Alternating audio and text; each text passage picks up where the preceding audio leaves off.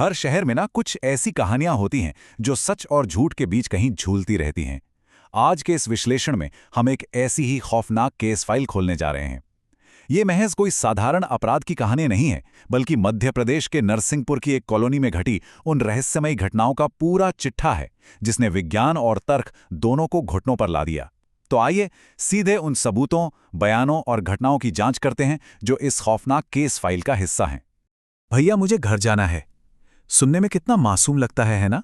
लेकिन इस केस में ये कोई मदद की गुहार बिल्कुल नहीं थी। ये एक घातक जाल था, एक ऐसा छलावा जिसने न जाने कितने लोगों को मौत की नींद सुला दिया।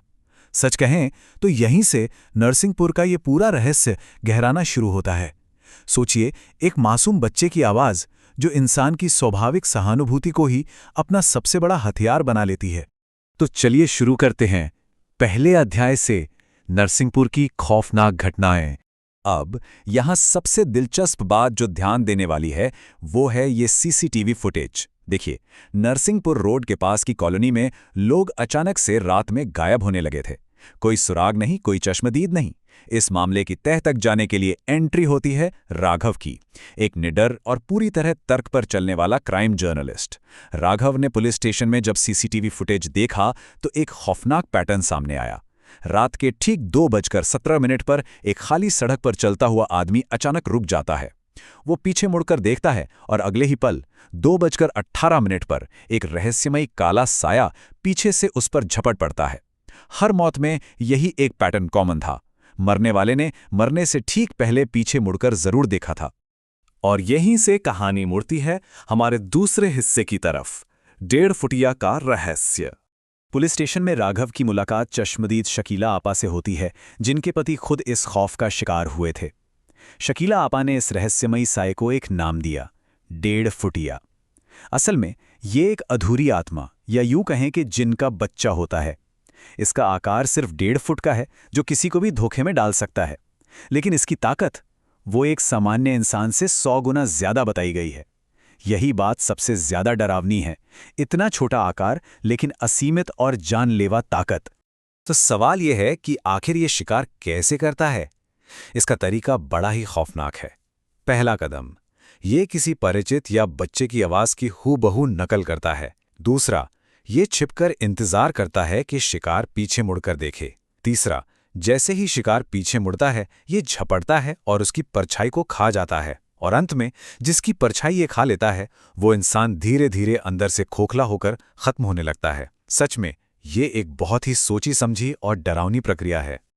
अब जरा उस मंजर की कल्पना कीजिए जब खुद राघव तथ्यों की तलाश में रात के 2 बजे उसी खाली सड़क पर निकल पड़ा। तभी सन्नाटे को चीरते हुए वही आवाज आई, भैया मुझे घर जाना है। जब राघव ने पीछे मुड़कर देखा तो उसका सीधा सामना उसी खौफनाक सच्चाई से हुआ। एक टेढ़ा मेढ़ा शरीर, लंबे हाथ, उल्टे पैर, आधा जला हुआ चेहरा और पूरी तरह से काली आंखें जिनमें पुतलियां तक नहीं थीं।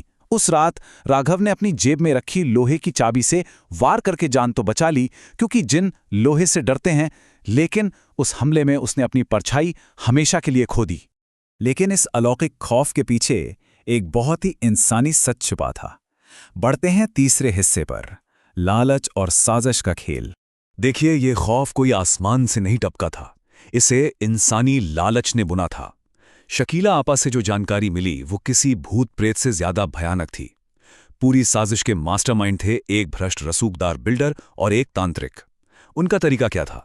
तांत्रिक विद्या का इस्तेमाल करके इस 1.5 फुटिया को बुलाना और कॉलोनी में दहशत फैलाना। और उनका असली मकसद, लोगों को इतना डरा देना कि वो खुद अपनी जान बचाकर कॉलोनी छोड़ दें, ताकि करोड़ों की वो जमीन बिल्डर को कौड़ियों के भाव मिल जाए। राघव को निशाना बनाना भी इसी प्लान का हिस्सा था, क्योंकि एक पत्रकार की मौत की खबर अखबारों में छपती तो खौफ और भी तेजी से फैलता। लेकिन राघव के लिए मुसीबत अभी बस शुरू ही हुई थी। आते हैं चौथे हिस्से पर, खौफनाक साया और कब्जा। और ये जो बदलाव है ना, वो बहुत ही स्पष्ट रूप से दिखाता है कि संक्रमण का असर कितना जानलेवा था। अपनी परछाई खोने के बाद राघव खुद उस जिन का अगला घर बन चुका था, क्योंकि 1.5 फुटिया सिर्फ शिकार नहीं करता, उसे रहने के लिए एक नया शरीर भी चाहिए होता है। जरा देखिए ये शारीरिक और मानसिक पतन।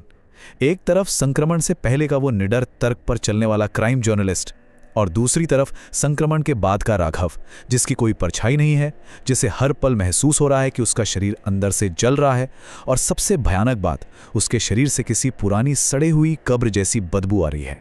जैसे जैसे वो कब्जा बढ़ता गया, लक्षण और भी खतरनाक होते चले गए।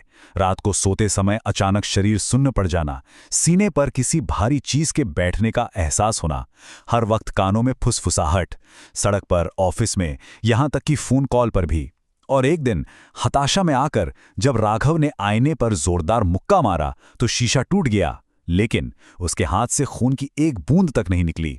और इससे भी खौफनाक बात यह थी कि उन टूटे हुए शीशों में राघव को अपना चेहरा नहीं, बल्कि उस 1.5 फुटिया का जला हुआ चेहरा नजर आ रहा था। पर जिस चीज ने राघव को अंदर तक हिलाकर रख दिया, वो था एक रात स्ट्रीट लाइट के नीचे का वो नजारा। उसने देखा कि उसकी परछाई जमीन पर है ही नहीं, वो दीवार पर किसी 3 साल के बच्चे की तरह बिल्कुल सीधी खड़ी थी। और फिर उस परछाई ने अपना हाथ उठाया और राघव का गला घोटने का इशारा किया। ठीक उसी पल राघव को असल में घुटन महसूस होने लगी। उसका अपने ही शरीर पर से नियंत्रण पूरी तरह से खत्म हो रहा था। तो चलिए अब गहराई से देखते हैं इस कहानी के चरम को, आखिरी दाव और बलिदान। समय रेत की तरह हाथ से फिसल रहा था। राघव किसी तरह लड़खड़ाते हुए शहर के बाहर उस पुरानी चमड़े की फैक्ट्री में पहुंचा, जहां वो तांत्रिक और बिल्डर एक आग के कुंड के पास बैठे थे। वहां पहुंचते ही राघव के अंदर एक भयंकर जंग शुरू हो गई। एक तरफ पत्रकार राघव की चेतना और दूसरी तरफ वो हावी हो चुका जिन। उसने अपनी बची कुची सारी इच्छा शक्ति बटोरी और चीखकर ऐलान किया, यदि यह शरीर तुम्हारा घर है तो मैं इस ठिकाने को ही बर्बाद कर दूंगा। और इसके बाद जो हुआ वो एकदम सटीक और निर्मम था। राघव जानता था कि जिन आग और धुएं से बने होते हैं और उन्हें खत्म करने के लिए खुद को जलाना पड़ता है।